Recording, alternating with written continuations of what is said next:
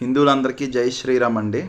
ఈ మధ్య మన హిందువుల్లోనే చాలామంది అంటే నేను మన హిందూ ధర్మాన్ని ఎలా కాపాడుకోవాలి, ఈ వక్ఫ్ బోర్డు కానీ ఇట్లాంటివన్నీ కూడా హిందువులకి ఎలాంటి కీడును తలబెడుతున్నాయి అనే విషయాల గురించి మాట్లాడినప్పుడు మీరు పురోహితులు నీకు ఎందుకండి అవన్నీ అనడం, లేకపోతే ఇవన్నీ ఇక్కడ అవసరమా, ఏదో ప్రశాంతంగా పూజ చేసుకుంటుంటే అనే మాటలు మాట్లాడుతున్నారు.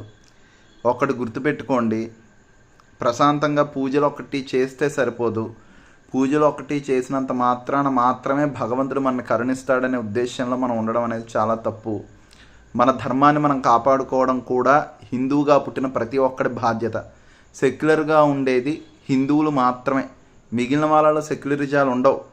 కాబట్టి దయచేసి సెక్యులరిజం అనేదాన్ని పక్కన పెట్టండి. ఫస్ట్ మన ధర్మాన్ని కాపాడుకుందుకు ప్రయత్నించండి. ఎవరి పాపాన వాడు పోతాడని చాలామంది నాతో అంటున్నారు. ముందు మనం పోతాం. కాబట్టి పాపిష్టోల్ని